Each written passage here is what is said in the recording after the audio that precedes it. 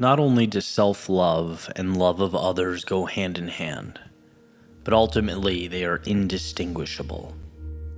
M. Scott Peck. I want to start this episode with a visualization of sorts. It'll make sense in a minute, so bear with me, and if you can, close your eyes. Take a deep breath and imagine yourself 5 years old, happily playing, running, creating, laughing. Go to that moment in time and walk over to him or her. And so they see you approaching, they stop playing and look directly at you. And as they're looking up into your eyes in that moment, you have a chance to ask that 5-year-old self, that 5-year-old version of yourself, a question. What would you ask? And I want you to hold that question and, kind of think about it throughout the course of this episode. I have a friend who's been raving about this as a meditative and visualization exercise. I want to say since I've known him. And I finally dove in over the last few weeks. And I can confidently say it's life-changing. And I get that that's a huge claim, especially for something, a little out there. So I want to provide some context.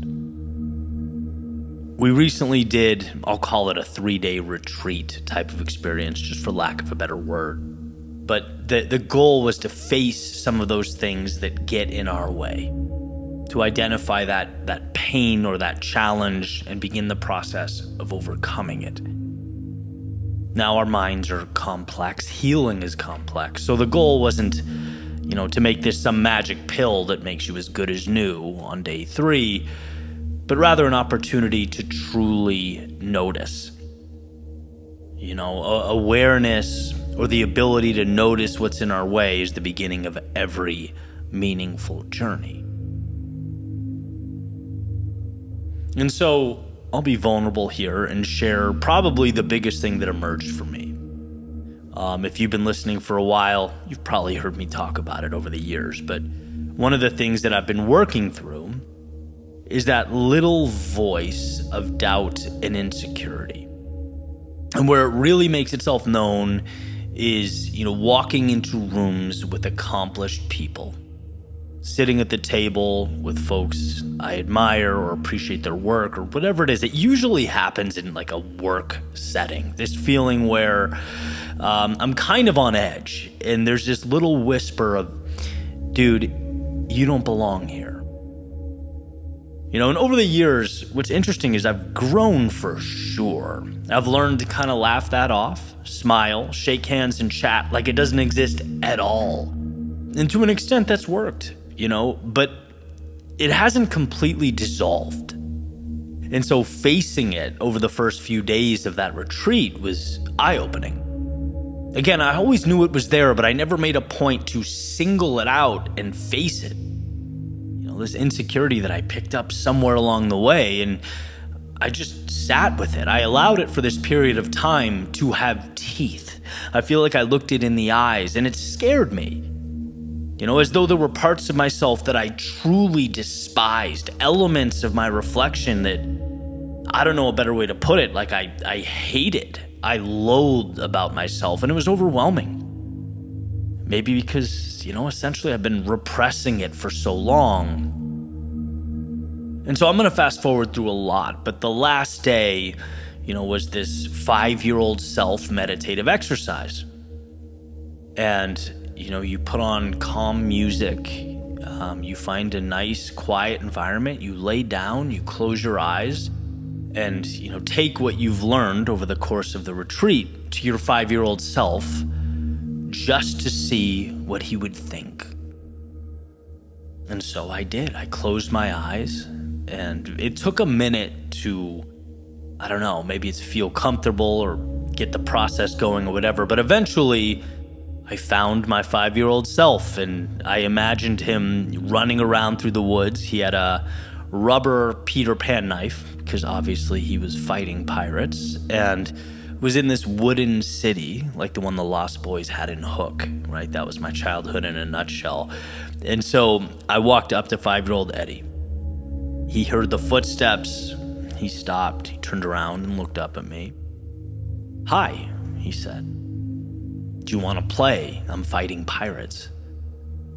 And I smiled and I said, "Well, as fun as that seems, buddy, I actually came to ask you a question." And he just looked kind of puzzled. "Oh, okay." 5-year-old Eddie, there are some parts of myself that I really don't like. And I don't know why or where they came from, but I feel it sometimes. What do you think that is? And he didn't say anything. He just stood there looking at me. As he looked up, I could see his eyes swelling up with tears. Whoa, what's wrong?" "You hate me?" he whispered. "What? No, dude, I love you. I'm talking about myself. Grown up Eddie, I'm talking about me." He responded, "But I am you." And that's the part that gutted me. The confusion and pain in his voice. Like, it felt so real. And I just remember laying on that floor, eyes closed, imagining all the harsh criticism I've given myself over the years. All the pressure, the fighting words, the tough feedback. And then, I think about that same barrage of negativity being directed to the 5-year-old version of me, and it's like heartbreaking. And I'd be way kinder to a 5-year-old child, obviously. That is me. And if I can't love that kid fully, then I can't love anyone. Like, what am I doing here? That's the essence of who I am. Adventurous, fun, curious. The world is not a set of rules to him. It's a canvas. It's everything good. That is who I am. And I would guess that if you took the time to do the same experiment, you'd see that's you too. Maybe you've lost sight of the simplicity and purity of that 5-year-old self. Maybe a quick convo would unveil some things. I keep realizing, man, simplicity is a miracle. And I think pain is just an obfuscation of the simple. 5-year-old me was simple. What do I quote unquote hate? Not him. But the BS layered on top. The narrative, the supposed tos, the masks. And I know this one's a little different. In fact, as I'm writing this, I imagine, someone at the gym ready to go for that PR on the bench, clicking on a quote-unquote inspirational episode and getting a meditative story about a 5-year-old fighting pirates. But before you judge or deem this to be not for you, just give me this. Just do this exercise at some point this week. Think about your life. Think about where you are, what feels good and what hurts. And just bring it to that younger version of yourself. Play the scenario out in your mind and see what you walk away with. It's not what we don't have that pains us. No, we have everything and then some. It's losing who we are and what matters under layers and layers and layers of triviality. Losing the forest for the trees. It's thinking we've grown to become altogether different than who we were when we were running around as kids.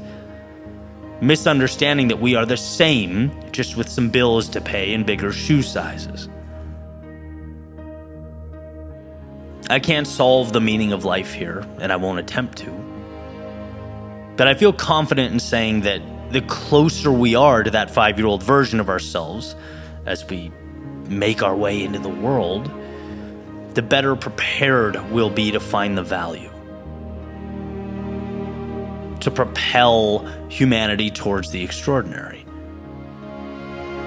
Not because we found some hidden key that no one else had access to, but because we loved ourselves enough to get the hell out of our own way.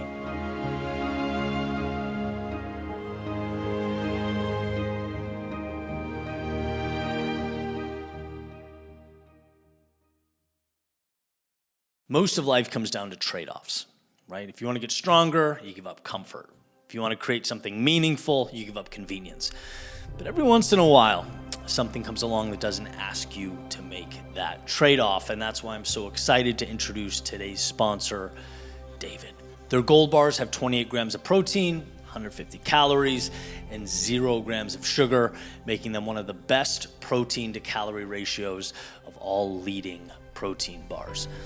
For me, it's an easy way to get more protein without a snack quietly adding a bunch of extra calories, screwing up my macros, and all that stuff. And while the macros got my attention, the taste is what keeps me coming back. Currently, I'm on the S'mores Crunch Box and loving every second of it. Keep it in my car, throw it in my backpack. It's good for rucking, hiking, traveling, all the things. So if you're trying to eat more protein without making life more complicated, I definitely recommend giving David a try. Head on over to davidprotein.com/Eddie. Buy 4 cartons, get a 5th one free. Again, that's davidprotein.com/Eddie. This is a story about doing that thing in your soul that you know you're called to do. There's a quote by Carl Jung. He says, "You meet your destiny on the road you take to avoid it." And the first time I heard that, I paused. Not because it was poetic, but because just like when anything meaningful hits you, it feels personal, like it was written for me. Describing chapters of my life that I hadn't quite closed. Here's a little pretext, about the way I once looked at the world. I used to think life could be outmaneuvered. That if I planned enough or calculated enough, if I stayed sharp enough, I could avoid the chaos. I could dodge pain. If I planned just right, I'd be able to skip all the hard parts. I used to think discipline and direction meant full control. But in so many contexts, they just bring about delay. Because what I feared never seemed to vanish when I ran from it. It would simply wait. It would follow. And eventually it would reintroduce itself. Not necessarily as a punishment, but as a mirror of sorts, calling for reflection. And here's the thing, we don't get to negotiate with the path. We either walk it or get dragged through it, because it always finds us. That's what destiny does. Now, don't mistake that for powerlessness. This doesn't imply that you don't have a say. In fact, you have more control than you can even imagine. The question is not whether the road exists. It does. The choice is in how you choose to meet it. You can lean in with open eyes and steady feet, or you can resist, delay, deny, until life in its relentless wisdom brings you back around. One path is painful, the other still hard, but builds you, right? One is friction, the other is fire, transforming you into something more. Destiny doesn't punish you, it just refuses to let you stay small. There's a story within a story here. When I was in the corporate world, I talk about the value that I got from that time in my life. I was fresh out of college, full of ambition. I was obsessed with the next title. I thought that success was about rising fast, about being seen, the role, the status, the corner office. Right? And there was, at the time, a VP that I worked under, and she used to tell me, "Eddie, I see you being exceptional in learning and development. You have a gift for, helping people understand, see value, helping them grow. And at the time, I just did not want to hear it. I was so reluctant to agree, dismissed it. Not because I didn't respect her, she was a superstar of a human being, but because I had tunnel vision. Learning and development, like that sounded soft, it sounded slow. I wanted to manage, to lead, right? To move widgets and metrics and, oversee a region of the country. Who cares about personal growth? Which, fate got the last laugh there. I ran, at least to the extent that I could, eventually left the industry.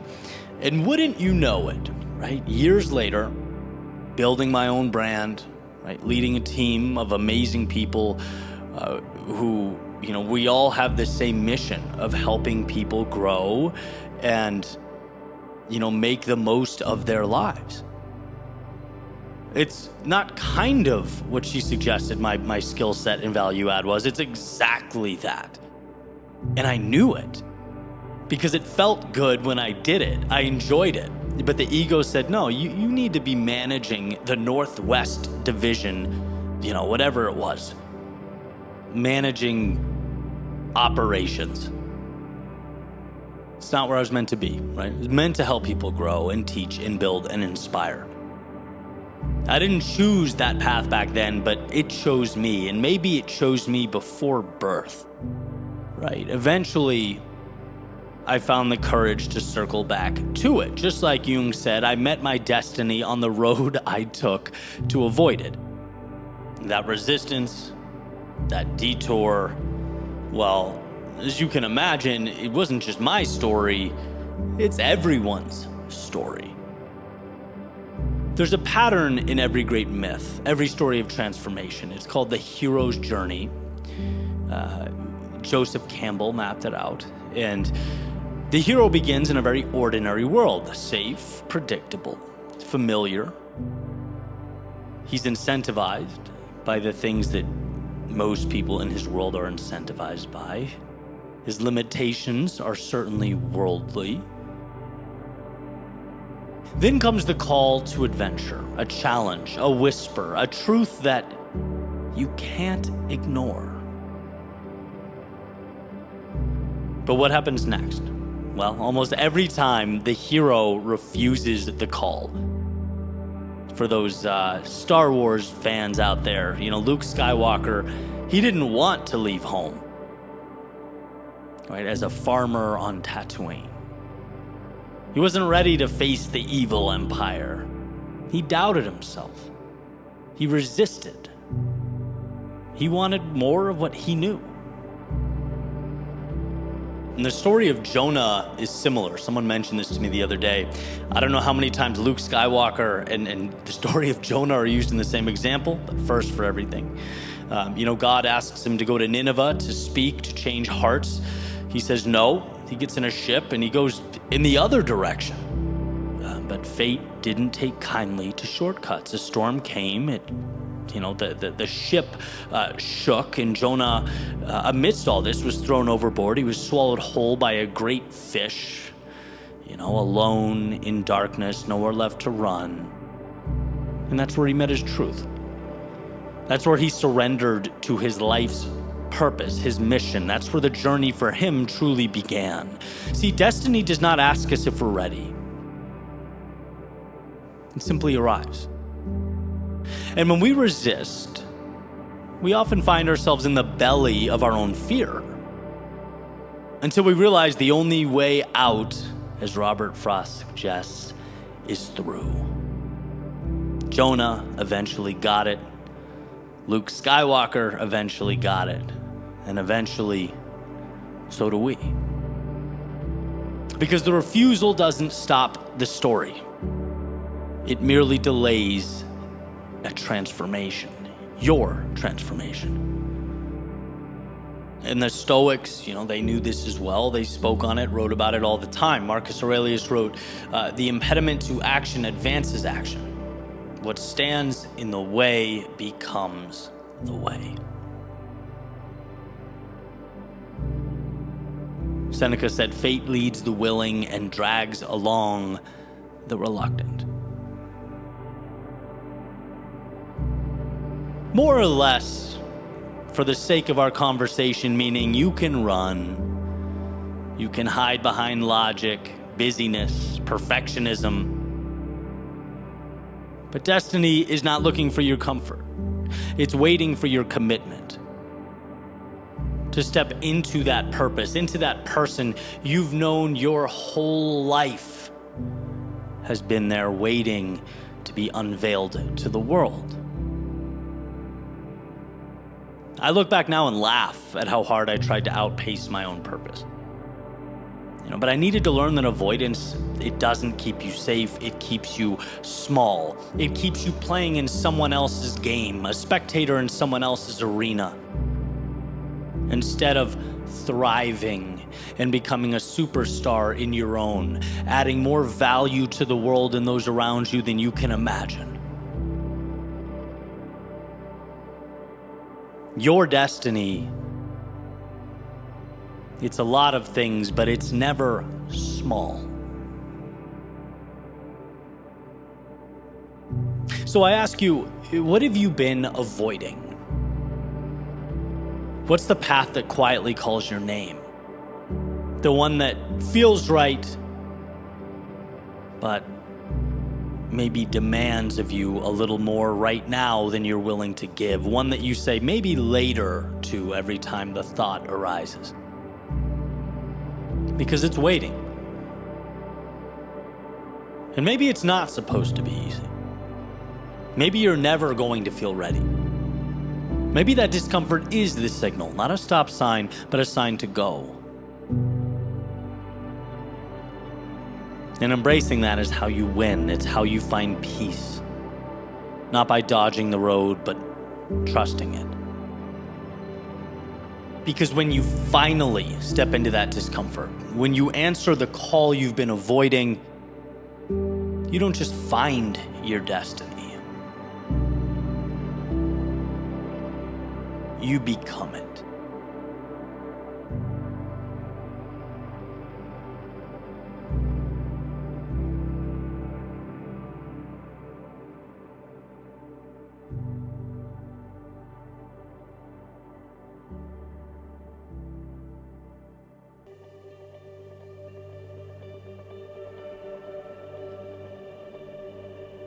Sometimes, life is exactly what we want it to be. Things feel like they're happening. Momentum seems to open every door. Opportunity waits around each corner with open arms. Man, those times are great. But this is not one of those times. Not at all. What I want to do is explore the moments of in-between. The instances of solitude and quiet. The periods of tension that exist between heartbeats. Because in those silent deserts, we don't just endure. We discover something truly profound. Me? I've spent plenty of time wandering through the deserts of life. I could even make the argument, both literally and metaphorically, that it's where I find myself now. Where the great unknown pleads with you to trust it, whispering confirmation that it will lead you to answers, so long as you lock your eyes on the horizon and keep your feet moving. But just like the sand acts as a blanket covering everything below, the rocks, the plants, the cacti, you are leaving only the shape of who you once were. An outline, a reference point, trading the certainty of what's known for the danger, the uncertainty, the risk of a world undiscovered. See, out here amidst the deserts of life, through the mirage of safety, you discover that the thing you need most, well, it's never complicated.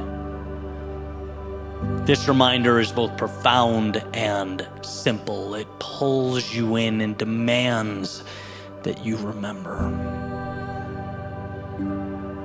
That you remember you have everything you need to emerge from this chaos.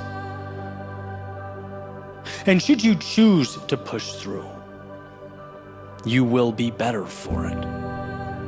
Over and over and over again, the deserts of life make me into the man I am supposed to be.